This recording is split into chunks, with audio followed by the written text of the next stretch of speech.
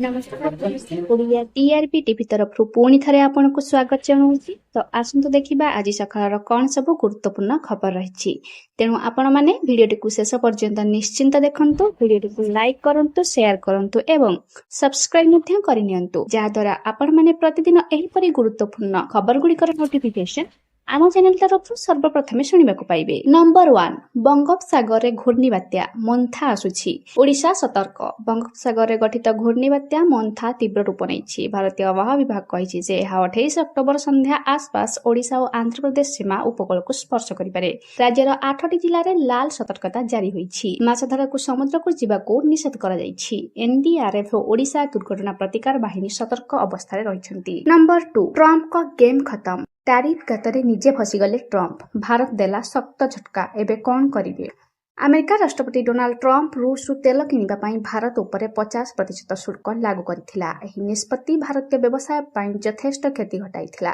କିନ୍ତୁ ଏବେ ଟ୍ରମ୍ପ ଏକ ବଡ଼ ଝଟକା ଭୋଗିପାରନ୍ତି। ଚୀନକୁ ଭାରତର ରପ୍ତାନି 22% ବୃଦ୍ଧି ପାଇଛି। 2025-26 ଆର୍ଥିକ ବର୍ଷର ପ୍ରଥମାର୍ଦ୍ଧରେ ଯଥେଷ୍ଟ ଲାଭ ପାଇଛି।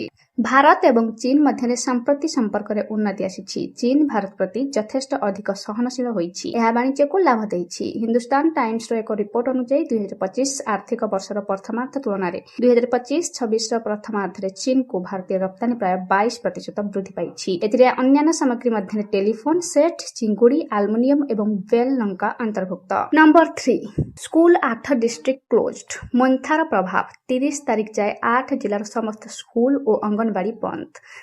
बंगोपसागर सृष्टि होइतिबा सामुद्रिक मंथार प्रभाव को आखि आगर रखी राज्य सरकार बड़ निष्पत्ति नेइछन्ति। आज 30 तारिख जाए 8 जिले में समस्त स्कूल और अंगनबाड़ी बंद रहिबो।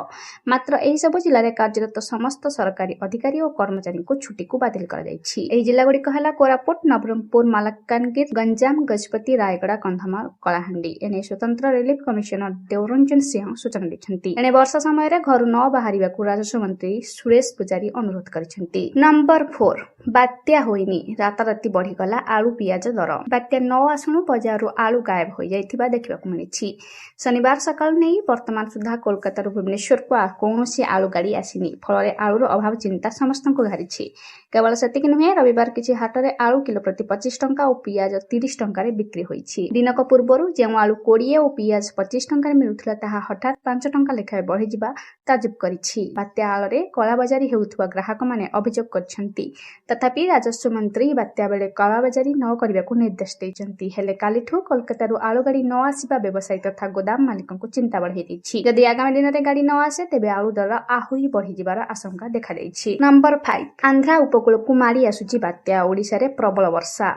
बंगोपसागर सृष्टि लघुचाप गभीर अवपातरे परिणत होइछि। यह बात्यार रूप नहीं आंध्र प्रदेश स्थलभाग अभिमुखे अग्रगति करिछि। यह घंटा प्रति 10 किलोमीटर बेगरे गति करिछि। पाणीपाग नै स्वतंत्र रिलीफ कमिशनर पक्षरु रेड वार्निंग, ऑरेंज वार्निंग और येलो वार्निंग जारी करा जाइछि। पाणीपाग विभाग अक्टोबर 28 तारिख सकाळे 8:30 ठारू अक्टोबर 29 सकाळ मध्यरे मालकानगिरी, कोरापुट, रायगड़ा, गजपति एवं गंजाम जिला को रेड वार्निंग जारी करिछि। एही समय रे एही जिला गुडी को प्रबलरु अति प्रबल वर्षा हेबार संभावना रहिछि। वर्षार परिमाण 7 ରୁ 20 सेंटीमीटर पर्यंत रही पारे। पाणीपाग विभाग सूचना अनुसार मालकानगिरी, कोरापुट, नवरंगपुर, कलाहांडी, रायगड़ा, गजपति और गंजाम और कंधमाल जिला को ऑरेंज वार्निंग जारी करा जायछि। ये सब जिले में अक्टोबर 27 सकाळ 8:30 ठारू अक्टोबर 28 तारिख सकाळ 8टा जाए प्रबल अति प्रबल